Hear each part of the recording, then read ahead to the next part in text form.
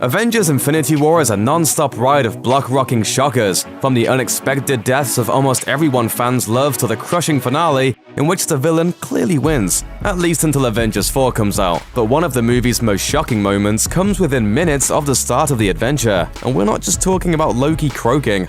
We're speaking, of course, of the thorough beatdown that the Mad Titan Thanos administers to the Avengers' big green guy, who pops out of nowhere on the Asgardian ship to ambush Thanos, with hopes of solving the problem the villain presents before it even starts. What actually happens is that the Hulk gets beaten down and more or less given the full puny god treatment after his attack on the purple man with the really gross chin. As a matter of fact, Hulk gets beat up so hard during the fight that for the first time ever, he's actually left unwilling to fight on Bruce Banner's behalf. But how did the Mad Titan manage to hold his own against the Hulk before acquiring enough Infinity Stones to make him effectively unbeatable? Before the movie begins, Thanos gets the Purple Power Stone from Guardians of the Galaxy by invading Xandar. Is that what he uses to get one over on the Hulk? The answer may surprise you. It turns out when Thanos fights the Hulk for the first time, he's not using the Power Stone at all. He's just that strong on his own. According to the movie's commentary track with directors Joe and Anthony Russo and writers Christopher Marcus and Stephen McFeely, the filmmakers behind Infinity War made a conscious decision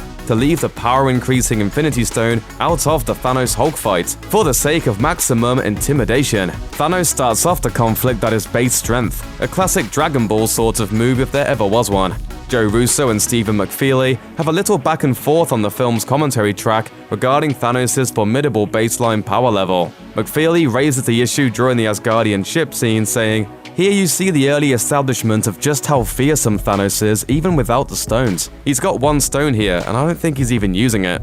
To which Russo replies, "He's not using it. This is to show that Thanos, the Genghis Khan of the universe, is unbeatable in one-on-one battle. He's conquered thousands of worlds. He's a much more polished fighter than the Hulk, and he dismantles the Hulk fairly quickly." The screenwriters previously discussed Thanos' awesome skill set in an interview with Collider, saying they wanted to announce Thanos as the biggest villain in the MCU.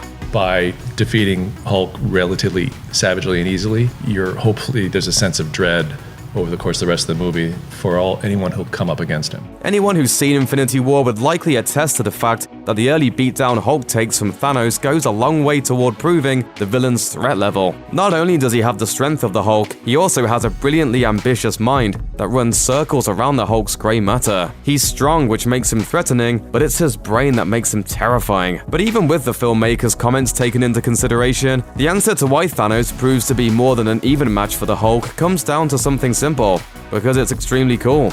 Make 19 movies worth of a convincing comic book universe on screen, and you've earned the right to occasionally throw in something awesomely unexpected, like a Thanos who's way stronger than anyone thought it'd be. No one expected Space Grimace to be able to wipe the floor with Hulk like that. Even on rewatch, it's a heck of a way to start a movie.